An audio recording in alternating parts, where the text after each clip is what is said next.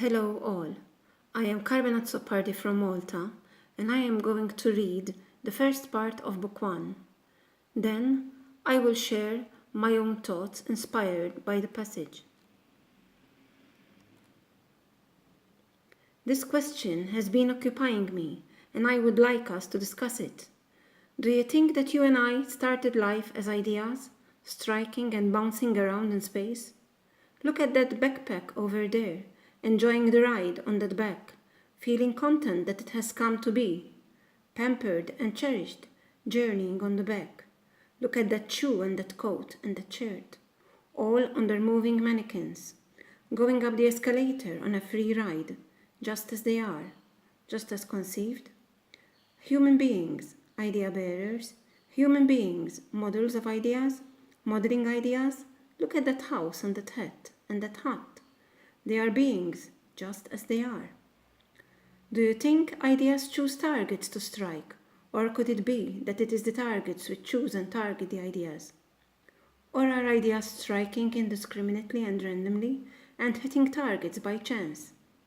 Does an idea choose to strike the greatest ambitious builder within its striking distance, the builder best positioned to bring the idea to a life of greatness, to exhibit it so that others can see, to make it successful as it can be? Do you think that every being is an idea, propelled by ideas, some more powerful than others, some more dominating than others, seeking to dominate all? Some ideas recruiting other ideas to suppress some ideas and promote other ideas. Do you think it is an idea that transforms its builder from being unknown to being known, from being ordinary to being extraordinary, from being an entity to being a towering greatness? Are there queues of ideas waiting to strike the greatest skilled and talented builders, stirring the passion in the strongest builders so that they will bring them to life in a grand style? Is there a limit to the growth and expansion of a particular idea? What is success in the life of an idea? When is an idea as successful as it can be? Do you think the world itself is an idea? Or that the idea is the world of ideas, or the idea of worlds, a world pregnant with ideas, or a world delivered by ideas? When an idea strikes you or comes visiting you, are you obliged to keep the idea and build it or build on it? How do you know if it is an idea you should build on, or one which will build you, or one which will destroy you? Where an idea strikes but does not take root, how do you know if it is the idea which left you, or if you are the one who did not keep the idea?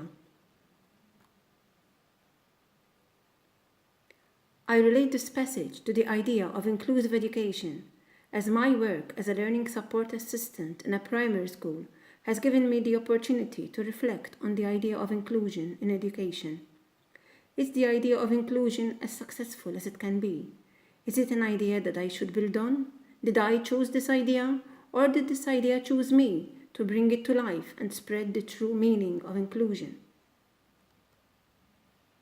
Well, I think that the idea of inclusive education has originated in the minds of individual persons that have been discriminated in life or have witnessed the effects discrimination has had in the lives of others.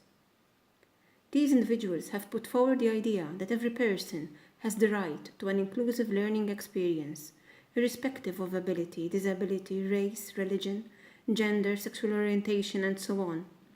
The idea of inclusion is love in itself, for is it not love that drives a person or a group of persons to empathize? So I ask myself, since I have chosen to study inclusive education and have reflected on the idea of inclusion, am I committed to make it as successful as it can be? Is an idea a light outside a dark room that tries to enter, and when it strikes, it lightens up the room with spots of light that may enlarge and expand, bringing the light to darkness?